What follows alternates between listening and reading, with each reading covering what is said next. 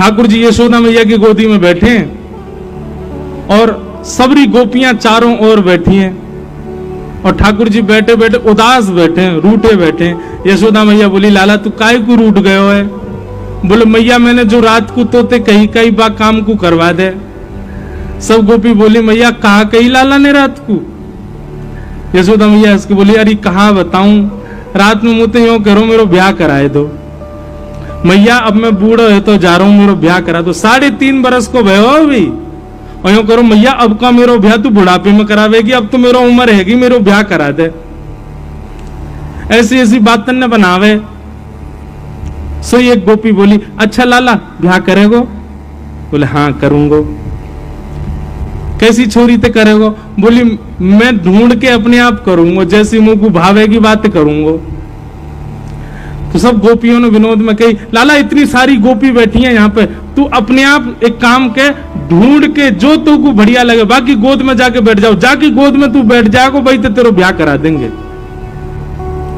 लाला बोलो सांची? बोला हाँ सांची। सो ठाकुर जी यशोदा मैया की गोद पे उठ गए। गोपी उनके घूंघट उठा में, मैया जे तो बूढ़ी है गई, जाते ना कर रो। दूसरी गोपी के पास गए, मैया जी तो कान है या कि तो आंख ही ना है? अच्छा है नहीं, जबरदस्ती ठाकुर जी बोल रहे हैं। तीसरी गोपी को मुंह उठा के, मैया जी तो तेज लगे मुंह को, तो घर से निकाल देगी, या तो ब्याह ना कर रहा हूं मैं। ऐसी सब गोपी उनके आगे घूम रहे। वहीं दूर एक बिना दांत वाली गोपी बैठी, बूढ़ी बिल्कुल 120 वर्ष की। वो मंद मंद मुस्कुरा रही और मन में सोच रही, बोले लाला तो सबरी युवा युवा गोपी इनके पास जाएगो, अब मैं कहा करूं, मैं तो इतनी वृद्ध है गई, मैं तो उबा पंक्ति में ना बैठ सकूं जहां लाला घूंघट उठा रहा है। लेकिन मनी मन खुश है रही है लाला की लीला देख करके, नेत्रन से आंसू निकल रहे हैं और बीच बीच में अपने आंसू पहुंच रही है, एक भी दांत नहीं है वाक्य। लाला सब गोपी इनके घूंघट उठा उठा के देख रहा और सोई ठाकुर जी की दृष्टि पड़ी, वो बूढ़ी बिना दांत वाली गोपी बैठी का है। ठाकुर जी बोले, मैया तेरी बहू मिल गई, और दौड़ के गए और बिना दांत वाली वह गोपी की गोद में बैठ गए। मैया मैं तो यही तो ब्याह करूंगा। मैया बोली, लाला जाके तो एक दांत ना है, जाते काय ब्याह करेगा? बोले मैया बढ़िया है ना, माखन खावे में दांत ना है चाहिए हो गए, मैं वो माखन खाऊंगा जो चप चप खायो करेगी। और वह गोपी से ऐसे अंक भर गए, गोपी वह वृद्धा गोपी को इतना सुख प्रदान कियो, सब युवा गोपी देखती रह गई और ठाकुर जी वह को सुख दे रहे। वास्तविकता क्या थी?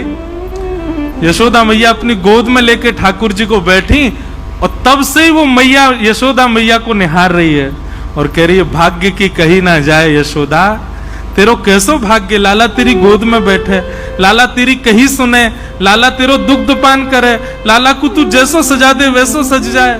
ये सौभाग्य या जन्म में मुंह को तो नहीं मिलेगा। वो मन में विचार कर रही, इतने में ठाकुर जी ने लीला कर दी। बोले मुंह को बहू चाहिए। इतनी सुंदर सुंदर गोपी बैठी है, ऐसी सुंदर सुंदर, वो 100 वर्ष की मैया, बाकी एक भी दांत नहीं, बाकी गोद में बैठ गए, जे मेरी बहू है। और वही के संग रहने लगे, वह जान नहीं दे, बोले तू मेरी बहू है, अब यहीं रह मेरे संग।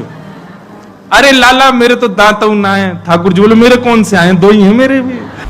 अब ठाकुर जी जब भी निकलते हैं गोकुल में, सबसे पहले वही मैया के घर जामे और घर जाके वह गेट खटा, ए भाऊ जल्दी बाहर आ, पाम छू मेरे, तेरो खसम आयो पाम छू ले। और बूढ़ी मैया तो पाम छुपा के तब जामे ठाकुर जी आगे। ऐसी लाल जी की मधुर लीला, सब पर कृपा कर रहे हैं। फॉलो करके कमेंट करो राधे राधे, आपके रुके हुए काम हो जाएंगे। मिलते हैं अगले पार्ट पे।